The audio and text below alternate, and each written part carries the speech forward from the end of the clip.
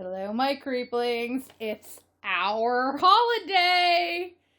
It's the Halloween extravaganza here at Casa de Creepy. I do have some new stuff up behind me that may or may not stay. You should see the other side, though, and the rest of the casa. It kind of looks like Halloween threw up in some areas. But that's just me, maximalist. Got my little costume on, so when the trick-or-treaters eventually show up, they've got, nice little witch action going on. I'm dressing up as Wednesday Addams for work. So, tell me what your Halloween costume was this year if you did it. If you didn't and you just wore like an ironic "this is my costume" t-shirt, dude, let me know, seriously. Tap a link to your Instagram so I can check your pictures out. Halloween is really big here. We have... this is our holiday. This is when they put out the most, this is the reason why they put horror movies out. I'm sure Halloween is one of the many things that got us into horror movies. And speaking of Halloween, I'm in horror movies and all of that. I managed to get a hold of a wily little thing that I had only ever really heard about. And then I searched it, and lo and behold, it came up on the Internet Archive. This is the WNUF Halloween special, directed by Chris LaMartina and a handful of other people. The main director was Chris LaMartina. This, I don't know if it ever got a proper home media release or streamer. I want to say Shudder showed it. But I had heard about this, and I'm like, okay, I'm just going to try and find it. If I can't, I'll just, I've got plenty of other movies I can watch. I managed to find this, like I said, on the Internet Archive, and I sat and I watched it, and I had so many thoughts. So here we are talking about them. Specs on the movie, as per the usual. So this is the WNUF Halloween special. Mainly directed by Chris LaMartina. Other directors for smaller segments would be James Branscombe, Sean Jones, Scott McCubbin, Lonnie Martin, Matthew Mentor, and Andy Shobe. Screenplay by a lot of names here. Just about everybody who directed. So Chris LaMartina. We also have a guy named Jimmy George, Pat Stork, Michael Joseph Moran, Carly Cooper, Sean Jones, Lonnie Martin, Scott McCubbin, James Branscombe, or Branscombe, again, I'm not 100% sure. If you're watching this and I fucked it up, let me know. Comments are great. Matthew Mentor and Andy Shobe. Okay, so I've looked up what I can on these individuals, which isn't much, for the amount of time I had to put into research on this. These guys feel like they're going to be the next Detroit movie men. They're in their early days of filmmaking. They seem to be doing very independent filmmaking. I'm getting some very, homegrown, in this case it's VHS vibes versus Super 8 vibes, but I think these are some names we're going to want to keep some eyes on. They're going to be the next group that's like the Detroit movie men that ended up becoming big names like Sam Raimi, Josh Becker, Scott Spiegel, Ted Raimi, Bruce Campbell. They're going to be... I have a feeling they're going to end up working towards that tier and probably making it. These are just my thoughts and feelings. I don't know much about these guys, but just gut feeling. Let's say gut feeling. So story was by Chris LaMartina, Jimmy George, and Jamie Nash. This was released October 18th, 2013. It has a running time of 83 minutes, so it's kind of short. This only had a budget of $1,500. $1,500. And it worked. Because of the premise. It worked because of the premise. This is, they call it a comedy horror an analog horror film. It's a parody of a local newscast in the 80s, undefined era, part of the 80s, you're watching a VHS tape of said local news Halloween special. Now, I swear this was made for people just like me, who were, growing up in the 80s, who were TV junkies, and lived very local. So, I'm going to I feel like I should have like a warning flash at the bottom whenever this happens. But I'm going to give you a pre-warning now. I'm going to probably be going off on it more than one tangent. And they're going to be rambling about being a young Gen Xer, an elder millennial, a zennial, and about growing up in that time. And, when I grew up and where I grew up. Because this feels kind of like a slice of my childhood. Maybe not comforting slice, but it felt familiar. Now, I didn't quite catch how old this Chris LaMartine and these other guys were. But they captured this kind of essence of local news, but not like big city local. Like, this is not WGN Chicago. This is not Columbus, Ohio. This is not Cincinnati. This is not, state capital level. This is not, New York local news. This is more like small city. It's on the map, but it's not that remarkable type. So, like, one of the far, far suburbs. Or in my case, again, those of you who live in Ohio, in Northwest Ohio, this feels like it was either broadcast out of Findlay or Lima. I don't think Findlay's got a TV station, but Lima had 3, didn't they? They had an NBC. No, they had an NBC and a Fox, so there were 2. This felt like this could have been on Fox out of Lima. It really did. So yeah, I just kind of, I don't want to say I doxed myself because I don't live there anymore, but yeah, that's where I'm originally from in Northwest Ohio. This felt like that particular region's local newscast, although I think they're hinting it might be closer to the Eastern Seaboard. But I digress. See, again, I'm going to do this. So let's get into it. The cast list feels like, again, local players. I couldn't find much on the cast. I did not recognize any of them. But Paul Fahrenkopf as Frank Stewart, the main newscaster we follow around for most of the broadcast.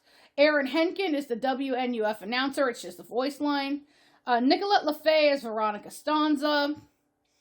She is Frank's producer and apparently an anchor as well. Leanna Chamish as Deborah Merritt. Richard Cutting is Gavin Gordon. Those are the 2 desk anchors. Brian St. August as Dr. Louis Berger and Helen Mary Ball as Claire Berger. They are 2 parapsychologists that are brought in for this stunt. Robert Long II is Father Joseph Matheson, again, Catholic priest. Sabrina Taylor-Smith as Donna Miles. Thomas Lee Johnson as Carl Durant. Kendra North as Angela Harris. Frederick Cowie as Officer Howard Bookwalter. Bob Krieger as Dr. Stanley Allen DDS. Lon Martina as Governor Mark Barlow. And George Stover as Dr. Bloodwrench. These are all characters in either some of the commercials or some of the other news segments. So, the film presents itself as an on-air recording of television station local news Halloween special that aired on October 31st. My notes say 1987. So, okay, we do have a date. 1987. I would have been 7 years old. Wow, okay. Before I walk down that memory lane, we'll move on. So, the main plot of this movie centers around an anchor, a newsman named Frank Stewart. He's a television reporter that has decided to broadcast himself live as he and 4 other people this includes the cameraman, investigate this place called the Weber House, which is a mansion that had was the site of a brutal murder of a husband and wife in the 60s, so 20 years prior, by their son, who apparently found an antique Ouija board, or they call it a witch board, I believe, in the attic. It possessed him, and he killed his parents. You know, traditional urban legend BS. Well, they're staying at this Weber house. And they're going to do a live on-air seance that you can call in questions for, which, as someone, warning, tangent, who has done the dabbling in the paranormal crap, who has done the, dabbling with the spiritualism stuff, that has got to be one of the most harebrained ideas ever. And I tell you this because seances, yes, Ouija board sessions, trying to contact the spirits requires so much concentration that, and there's a lot of, lot going on. So, and it requires concentration. So having, random callers, and we all know when you get a live call in from, random people on air, 90% of the time, it's probably not even related to the bullshit. Or it's all bullshit that's not even related to the task at hand. So I can only imagine how frustrated the medium would end up being because it's breaking their concentration. Off tangent. So the house has been reported as haunted, and they cut to an interview with an anonymous police officer, and I don't know if y'all remember, I don't even know if they still do this, but they would often have that person backlit and their face in shadow. Sometimes they'd make their voices sound real wonky to protect their identity. Well, they managed to interview and a police officer who wished to remain anonymous. He testifies that he and fellow police officers have witnessed paranormal activity in the house. It was with him specifically, it was the apparition of a woman whose head fell off. So, interesting story there.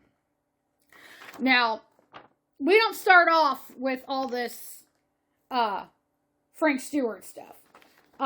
We start off with parody commercials of local commercials. Some of them seem to be parodying some national products too, like Halloween makeup and things like that. But yeah, I guess like I was saying in the intro, this hits the nail on the head for that local, small city, Midwestern, and I'm assuming also Eastern Seaboard, because that, again, during the fast-forwarded point of the weather, they're showing more the eastern half of the United States. So it hit that nail. Me growing up in an area like that, it hit the nail on the head. It felt so familiar, it was almost scary. But like they go through lead-in, what I think are called lead-in stories. Some of these are, they're local cheese. Halloween safety tips with the local cop. Cash for candy with the local dentist. I don't know of any community that actually ever did that, but I've seen it in movies and talked about on TV a lot. If any of you guys had a dentist that would do that, the day after Halloween, you'd take your candy to the dentist and get money for it, let me know, because I know it's mentioned, but I swear to God that's not a real thing. I swear to God. We get a segment on the revisit. It's the anniversary of a murder of a trick-or-treater by, again, it goes to show you how insensitive we could be in the 80s. It was a gentleman with PTSD shot a kid who trick-or-treated in army fatigues, thinking he was a quote-unquote Vietnam soldier. Now, you will notice in a couple points in this movie, if you sit and watch it, it's like someone's watching it with you and they're controlling the remote, because they fast forward through a couple of segments, and this, Death of a Trick-or-Treater revisit is one of them. So if it starts randomly fast forwarding, that's actually part of the thing. Just a heads up.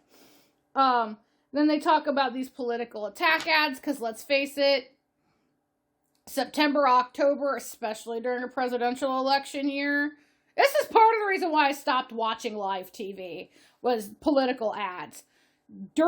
Especially, again, during fall, you would get so many muckraking political ads where, they're not there to tell you what they're going to do for you. They're there telling you what absolute fucking scum their opponent is. So, take or leave that with what you will. And then the next one you want to pay attention to, is Halloween satanic. They are interviewing and talking about this group called Harvest. I don't know what it stands for. They never go into it.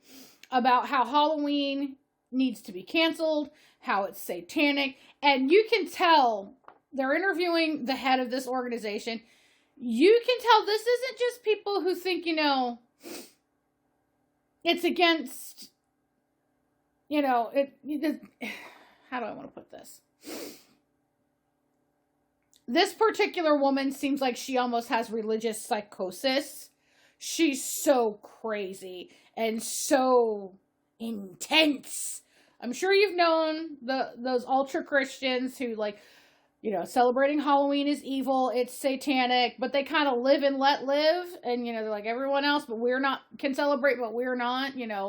Let me tell you about why you shouldn't, and then they drop it. Well, think that as the premise. You shouldn't celebrate Halloween because, Satan and curses and being against the Lord. But then mix some acid into it, put that idea in the head of someone who already isn't mentally stable, and then shake it up in a blender and go. That's the intensity this woman was giving off. That crazy woman, bravo on your performance. Because I bought that you were fucking psychotic and But it was a good performance. Okay, and each story is introduced by the anchors. Now, the male anchor, he's got a few punny dad jokes that will make you roll your eyes. Bear with it because it's worth it. It's worth it. So, we go through the local news, and then we start this Halloween special. Now, again, this is Frank Stewart. They're at the Weber house, site of a murder. Now, he seems to initially be treating this broadcast as kind of an anomaly, kind of a novelty thing, I should say. Not anomaly, I misspoke. Novelty. But he has a handful of guests. Two guests are a husband and wife team named Lewis and Claire Berger. They're paranormal investigators. Claire is clairvoyant. Yes, there's a joke about that in there.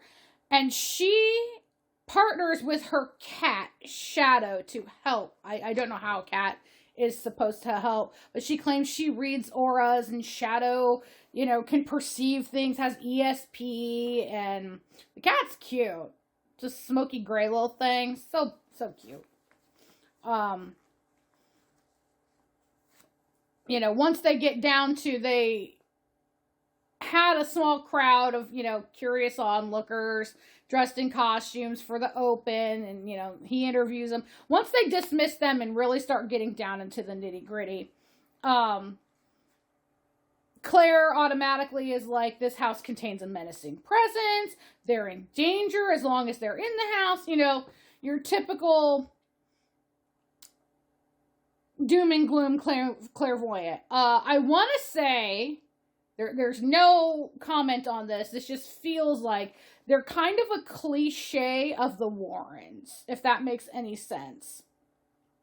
I know the Warrens supposedly, I don't know a whole lot about them. I know that, Insidious and Paranormal Activity and all that, you know, some of those, maybe not Paranormal Activity, but Insidious and The Nun and all that, they show up in the Annabelle, you know, they are real people. They took themselves and their careers pretty seriously, so, you know, but I feel like the Burgers were kind of supposed to be a send-up of the Warrens specifically. I could be wrong. It just felt like that.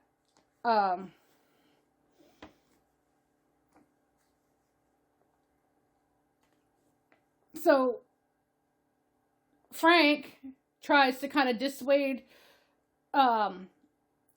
fears, you know, of what's going on in the house by bringing in Father Joseph Matheson, who Frank's, you know, he's interviewed, and apparently he's versed in Catholic exorcism. And now the priest is like, you know, I only have a basic knowledge. It is something that you go through in the priesthood, in the seminary. He's never actually performed an exorcism. He doubts that the Catholic Church would give him permission. Because, again, slight tangent here, from what I have learned from religious horror, never actually sat down and asked a priest this, or a nun. Might want to. But from what I understand, you can't just go willy-nilly running around performing exorcisms as a Catholic priest, or, you know, a Catholic representing the Catholic religion. You have to get permission from your, I don't know if it's your local diocese, or how far up the ladder you have to go, but you have to go and get permission, and it's like a very long and arduous process. I'm gonna yawn. I apologize. It's a little cold in here, and again, it's late, and I yawn when I get cold. So I'm going to I think I'm actually going to turn the heat on. I've avoided it so far. But back to what I was saying about the exorcisms. So, like, you can't just, oh my God, I'm going to perform an exorcism. Not with the Catholic Church, at least. I don't know about some of these far-off sects of some of these other branches of the Christian religion. Like, I think Baptists do some kind of exorcism. I know that there are some of the revival tent style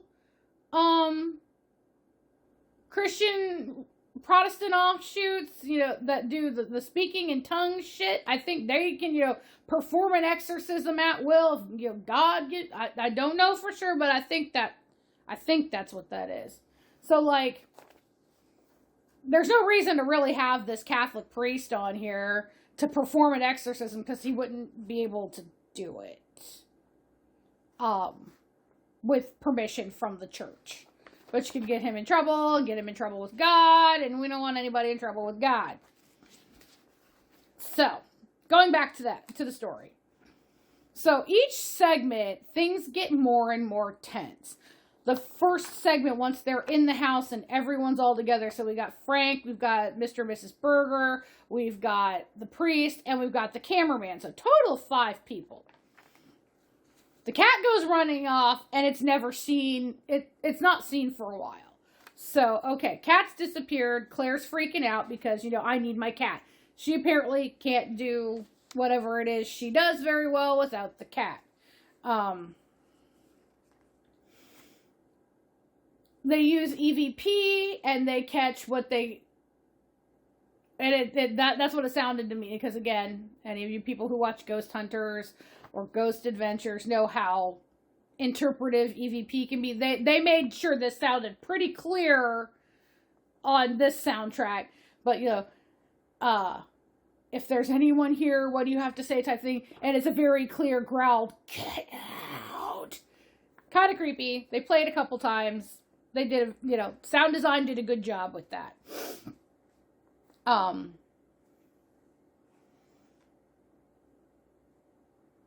So the cat goes missing. They get an EVP that tells them to get out.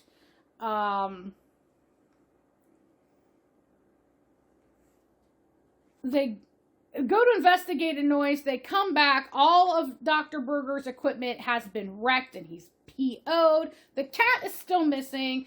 But Frank convinces them to calm down and go on with the seance. Now, the seance is a wreck. Their first live caller, obviously, is some kind of teenager or young adult that screams, Iron Maiden rules and White Lion sucks. Like I said, 90% of them, they didn't screen the damn calls or, whatever. Second caller, yeah, can you contact my dead grandma and call her a bitch? Which gets her a scolding from Frank because one, language, and two, he's like, no, seriously, guys.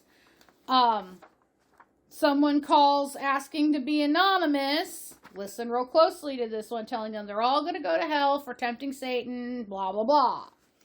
Listen real closely to that one. It ties back to the harvest segment.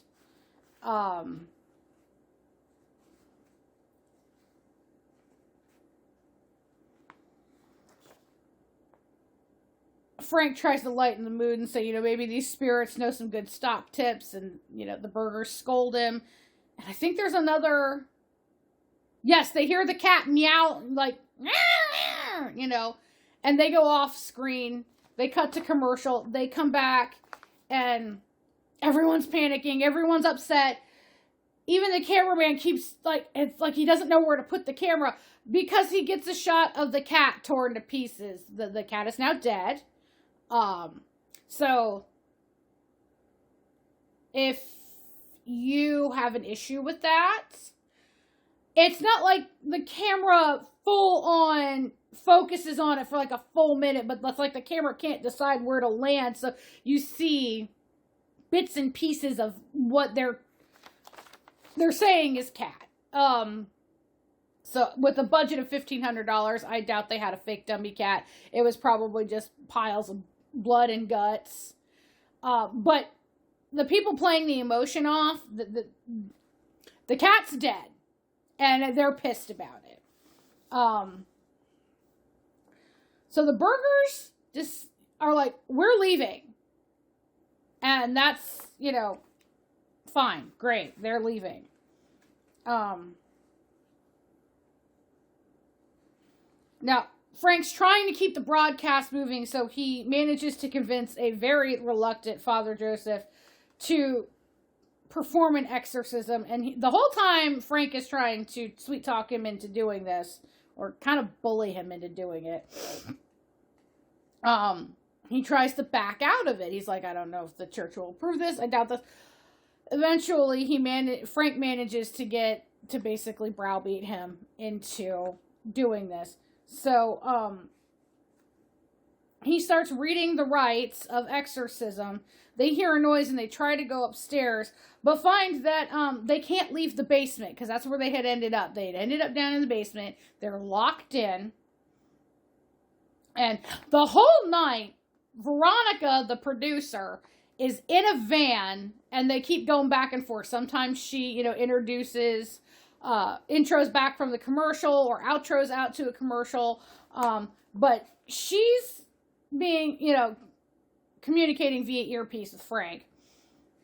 Now, Veronica asks if the burgers have returned to the house because they can't find them. They've never come out. Film cuts to commercial. Frank is still trying to get out. Now, when they come back, Veronica is introing, and she states she sent an intern in with a camera. So, to find to free Frank and the priest and find out what the fuck is happening. Because they're all out in the news van doing their thing, watching the broadcast. They're not involved in the shenanigans that are going on inside the house. So, they're just as clueless as the rest of us watching this special. Let's see.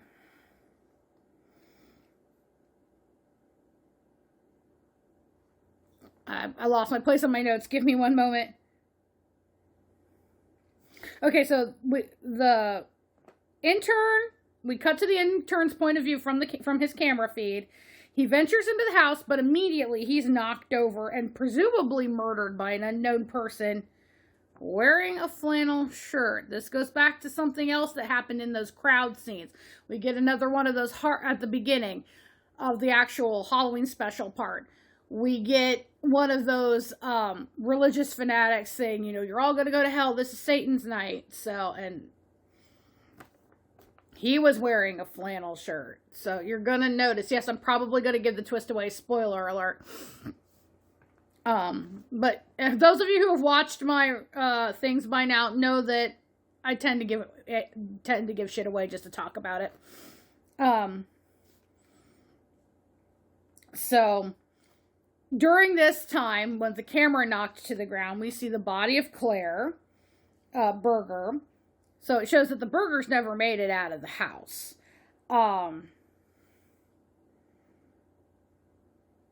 Veronica frantically is on this earpiece, out getting Frank to break down the door and leave the house. Which, turns around and aggravates Frank, and he, snaps at the priest, Father Joseph, to perform an exorcism. Joseph then angrily states that he's not a priest and he was an actor hired for the whole damn thing. So even if he was to perform an exorcism, not much would happen. The guy does not have the power of God. The power of Christ compels you will not come through this man.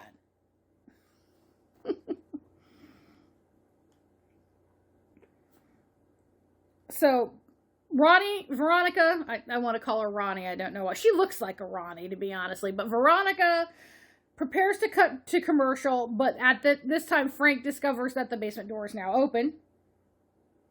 And so he goes out.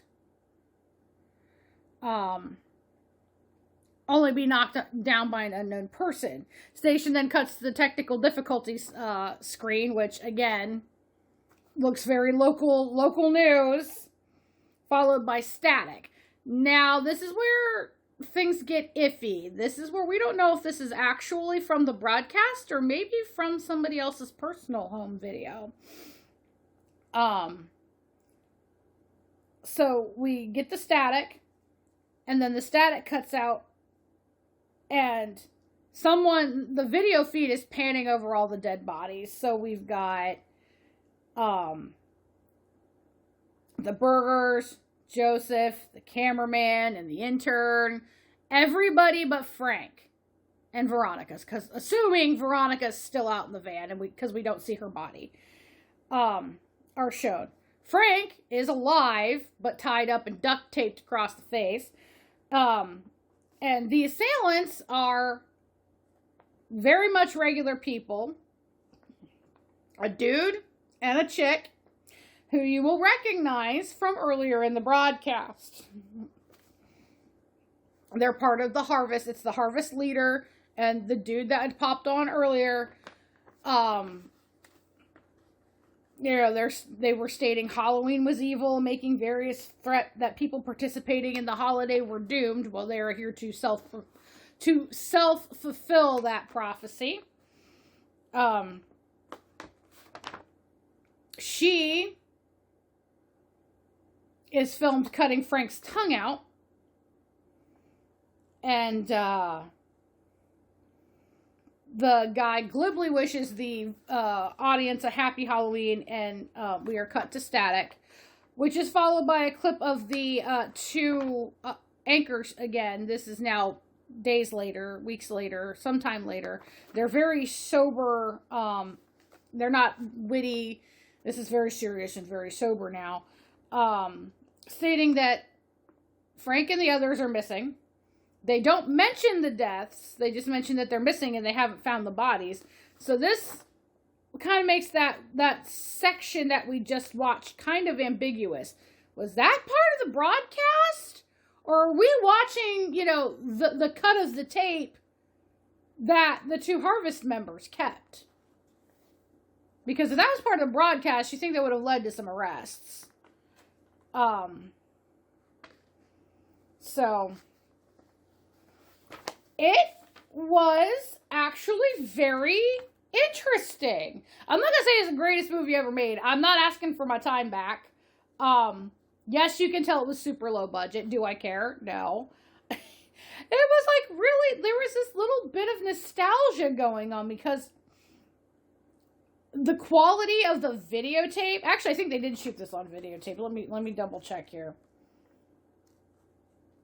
While filming, director Chris LaMartina tried to make the film closely resembles 1980 footage and shot on vintage tape stock. So,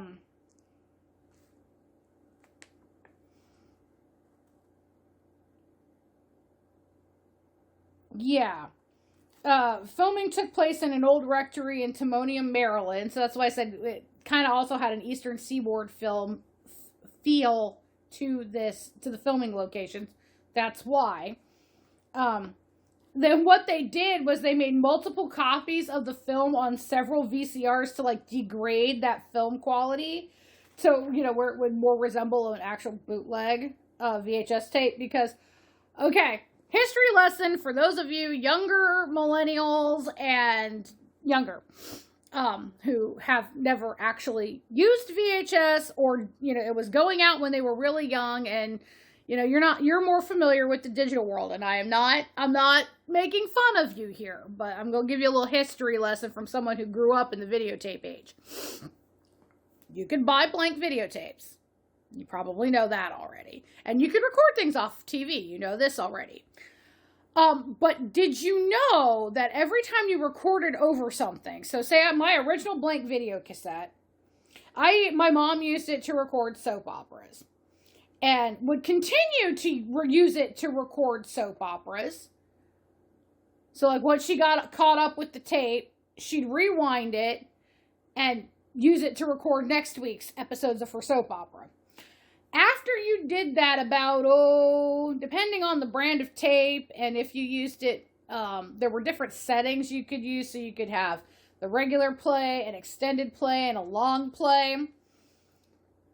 Depending on which play mode you used, after about the third or fourth time minimum you recorded over something. Sometimes if you had a really good branded tape and you were only doing it on EP, and sometimes you could stretch that out to 7 or 8 different record overs. The videotape would the picture would start to look a little like it does in this. Maybe the colors are overblown out, or everything was fuzzy. My favorite was when it had been recorded over quite a few times, because you sometimes saw ghosts of the previous show underneath it, previous recording underneath it. Like, you're watching, say you recorded, a special on TV, and for some reason, it's got a lot of light colors. It's very bright and light. But underneath that, you saw, like, the faint outline of the local newscasters, because your dad had copied last week's news before that, and he had watched it, and he said, okay, you could have the tape to record this movie on. Well, there'd be lighter, it'd be like a light spring day where everything was overlit and blown out. You'd see these outlines of the newscasters very faintly underneath what you were watching. It was trippy as hell, and it's just how videotape worked. So they did that to give you that look on this now digital copy that I had. The commercials, yeah, they felt like local place. We filmed it with our VHS camera, where we got the local newscasters to come out, or the local news station moonlighted, that's the word I was looking for, moonlighted, and brought in extra money by filming local company commercials. It's a win-win situation, except you could tell it was all local and it wasn't done nationally. So, yeah, this one had me thinking about Halloween's past, and I can feel another tangent coming up talking about Halloween past. As a kid in the 80s, because like I said, I was born in 1980. I'm just going to go off on this tangent and follow along with me, people. This is fun. So, I don't know about you guys that are in my age bracket when you were growing up. I'm going to make an educated guess here that we had somewhat of a shared experience with this. My local community very rarely had trick or treat on Halloween. Unless Halloween fell on this specific day. We almost always had it the Thursday before Halloween. So if Halloween was on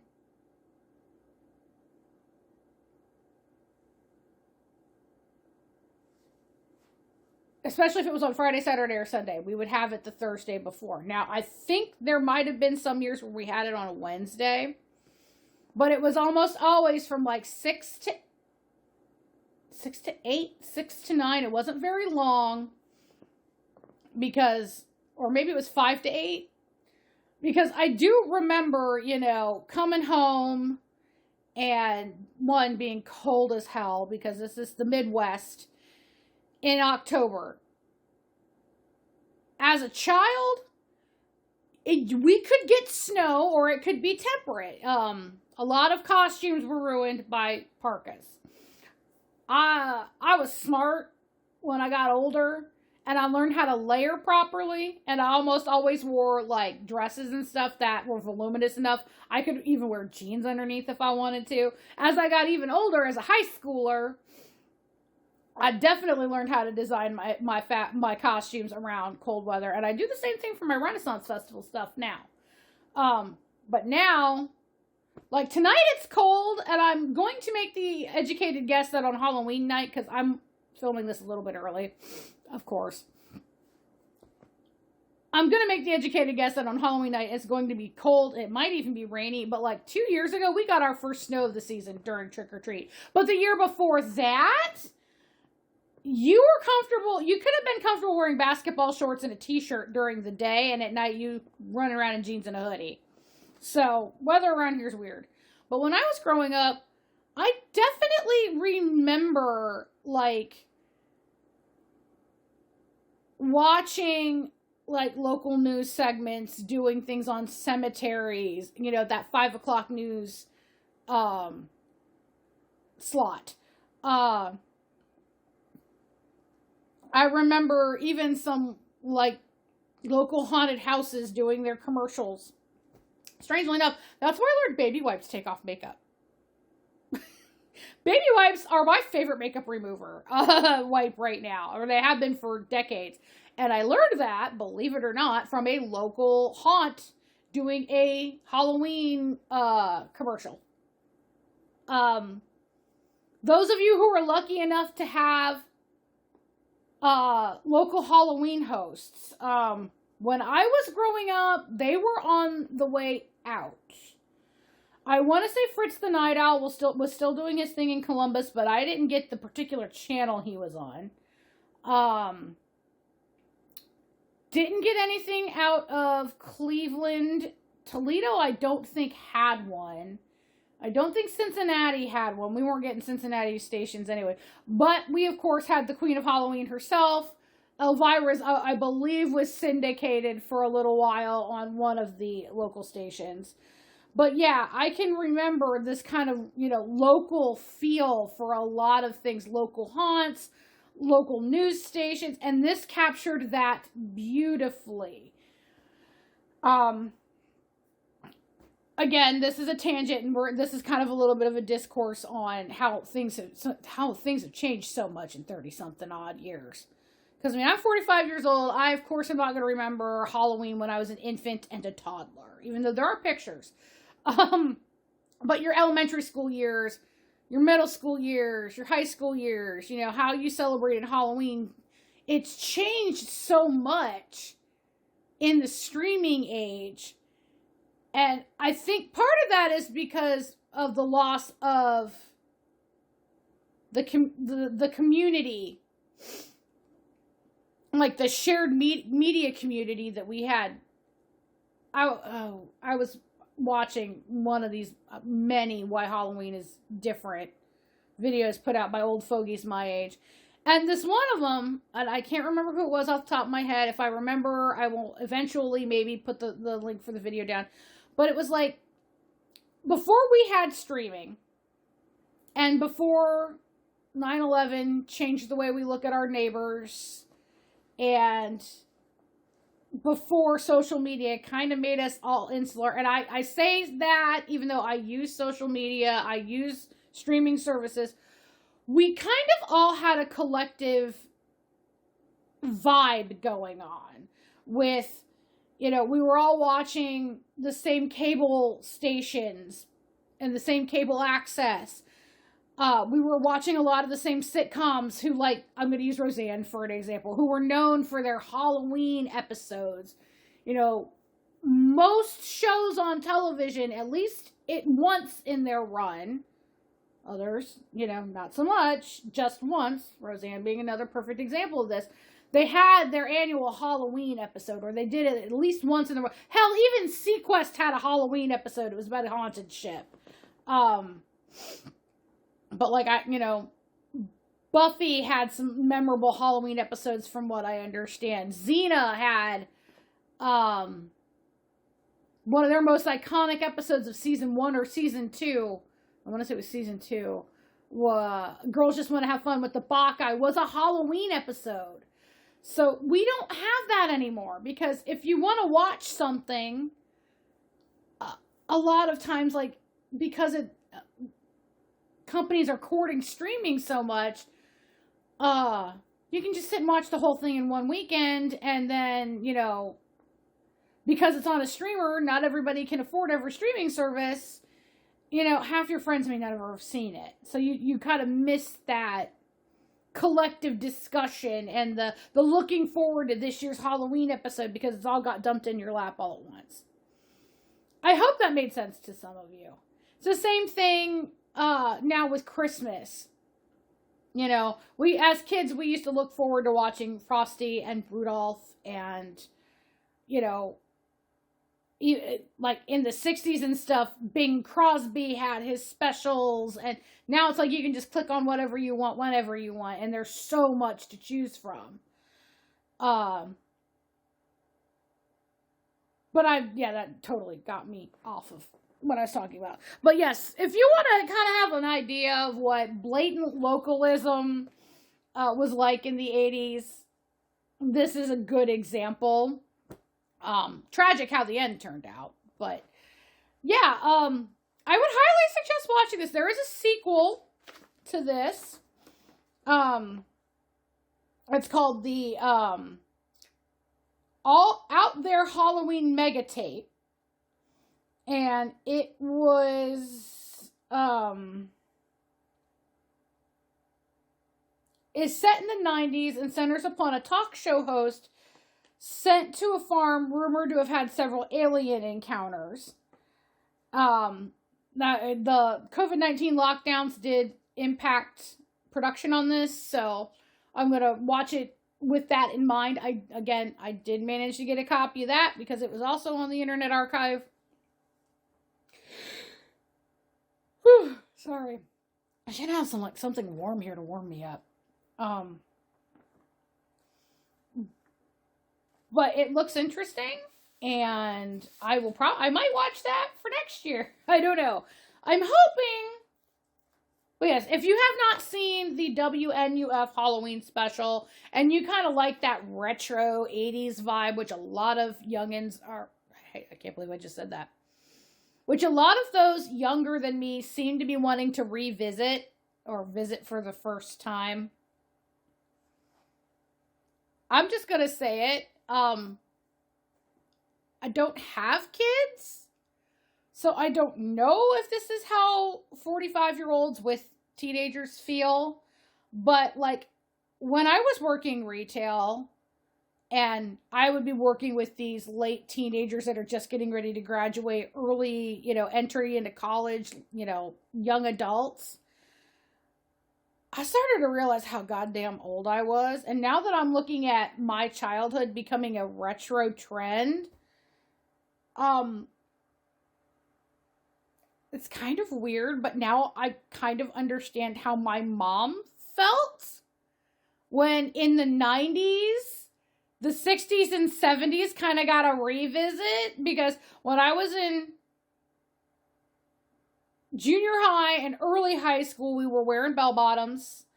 We were doing tie-dye again. There was a resurgence in that hippie look, which actually re-resurged as the boho anyway.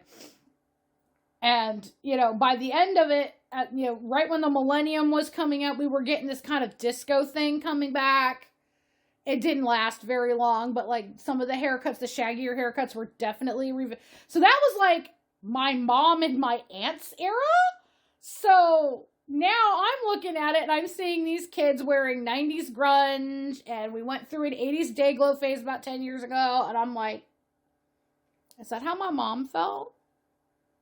So parents, those of you who are old enough to be parents that have kids that are, teenagers, are you feeling like this? Are you feeling this even more hardcore? You gotta let me know. You gotta tell me, because I'm a little concerned with how old I'm feeling when I go through that moment. But then the rest of the time, I still feel like I'm 16 years old mentally. Physically, that's a discussion we will have for another day, because my knees do not feel like the knees of a 16-year-old. Neither does my back. But I'm getting off of the context here. This really did kind of make me go down and have a little nostalgia walk down memory lane. So if you're in the mood for all of that, like I said, it is not the greatest movie. It is not super gory. It's not even edited super well. And if you have trouble paying attention to things, the constant back and forth between news story, commercial set, news story, commercial set. With the shorter news stories at the beginning, it's not so bad, but the segments of the haunted house, paranormal psychology thing, it kind of broke my concentration a little bit. So, warning for, those of you who are neurospicy and have trouble paying attention, you're going to be, back and forth and back and forth and back and forth. That's how news specials were back then. Not a lot of local news did these big things, though. And they didn't do it every year. But every once in a while, you'd get an ambitious, producer and newscaster who just wanted to do something. So they'd camp out at, the local haunted cemetery, or in the case of some other, older cities, the theater that's supposed to be haunted. And, they'd either interview locals about their, what's your haunted house story, or what's your creepy local story. And they do that in between commercial breaks and other news bits. So some of them would even do it. It would be part of their, say your local Fox station was doing they did that as their 5 o'clock broadcast, but they kept interspersing it as part of the commercial breaks and the local bumpers throughout the night on, say, Halloween night, when there was whatever Fox was doing all their Halloween specials for Married with Children and the Tracy Ullman Show and all that stuff. So to stay in the spirit, Fox would keep that, we're hanging out at the Haunted Palace Theater, or, Nightingale Theater, or whatever your local theater was, whether it was a live performance theater or a movie theater or a live performance theater that had been turned into movie theater space. I've seen those. Those are great. And, they'd have locals come on and tell, their and stories of their encounters with ghosts, or, I hear, this guy here has done paranormal investigation at Grovemore Cemetery. And that would be really cool, but they didn't do that all that often. I miss that stuff, in a way. So, I have rambled on long enough for your Halloween evening. If you are watching me actually on Halloween when this goes up, thank you so much for taking some time out of your spooky holiday celebrations to include me in them. And again, thank you guys for being on this ride with me. I know that I'm not the flashiest reviewer out there. I know I feel like I'm more of a, well, this is what happened, let's talk about it type person. I know that, these are, again, very amateur, but in a way, I kind of feel like that might be my charm. That might be the charm of this, is that I'm not, sitting at a fancy desk or at a fancy corner with all, 15 million lights and looking perfect and having a script in front of me that, and not going off on the tangents. I kind of feel like that might be my thing. So those of you who enjoy that thing and keep going on, and those of you who have left comments, thank you. Thank you so much. Again, this gives me an excuse to go back and watch some movies that I haven't watched in years, some movies that I have wanted to watch. I actually was talking to a guy at work today, and I had just been reminded of another one that I need to put on the list. This gives me a chance to, get my thoughts and feelings out on those and, recommend them for someone like me who is probably neurospicy, mildly to moderately. I know, okay, side note on that. I am not diagnosed, but because we have opened up a dialogue as a society with social media and everything, I'm noticing that there are things that I have done my entire life, and there are things about how my brain processes things and how I emotionally process things that make me think that I should get looked at and tested because I probably have some level of neurospiciness. I don't know what exactly it would be, but I am relatively sure I am not neurotypical. So, I am not making fun of, nor am I saying, hey, look at me. What I'm saying is I know how my brain works. My brain works a lot like these diagnoses. So for someone whose brain works like mine in the non-neurotypical community, I'm gonna, give you my thoughts and feelings on things. Like I said, sometimes I have trouble paying attention to what's going on in the now because I'm still fixated on what happened at the beginning of the movie. And I'm trying to still figure that out. I actually went through and rewatched this a couple of spots of this because, again, like I said, I was having trouble with the segment commercial. It's like I thought I had saw something or I thought I had heard something, but I had to go back and figure it out because my brain was still trying to process something 2 steps ago. So that's what I say, when I'm going to give my opinion as someone who's possibly neurospicy. But I'm enjoying this. I like this. I will say, again, I had that update that said there's been a lot going on here at Casa de Creepy. It seems like things are evening out. So hopefully I can start getting to a point where I may keep up with the every other week upload for a while. Just because if something happens, even if I'm recording every week, that means I have some stuff in reserve in case, for example, my husband has health problems. If he ends up in the hospital again or, laid up again where I have to assist him, I can't stop and make a video while I'm doing that. So having a few in reserve was great. I had gotten to that point. And then my husband got laid up this year a couple times, actually. So I struggle to make time to do this when all I want to do is make sure my husband's better. You've met him. He did 2 videos with me the first year, the Die Hard and the Gremlins. That's my husband. I know I may joke about how, Ted Raimi has my heart and everything. It's joke. He is a wonderful man. He is very, very handsome. But I have a husband whom I love very much.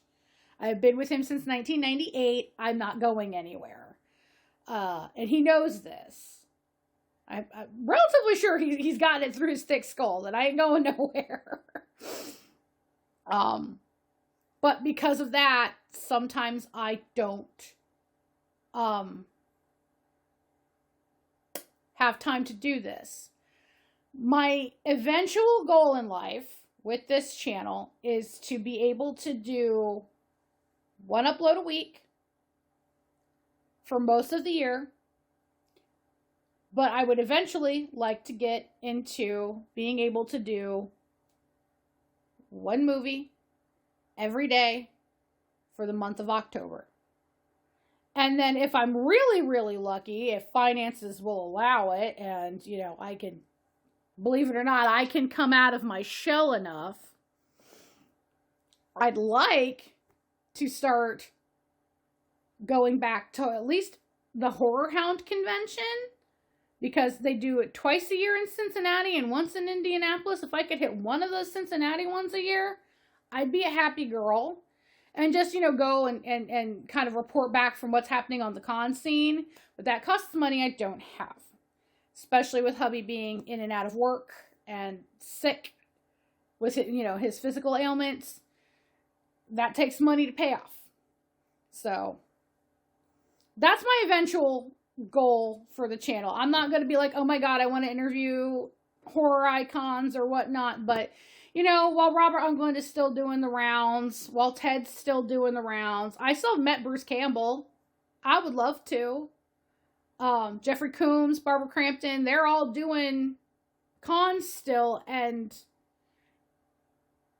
you know, Matthew Lillard is going to be at the next Horror Hound here in, I believe, March. But I don't think I'm going to be able to go, which sucks because I loved 13 Ghosts. You know, Scream was right in my era of getting into horror movies again. You know, that young adult years. So, plus he's my live action Shaggy.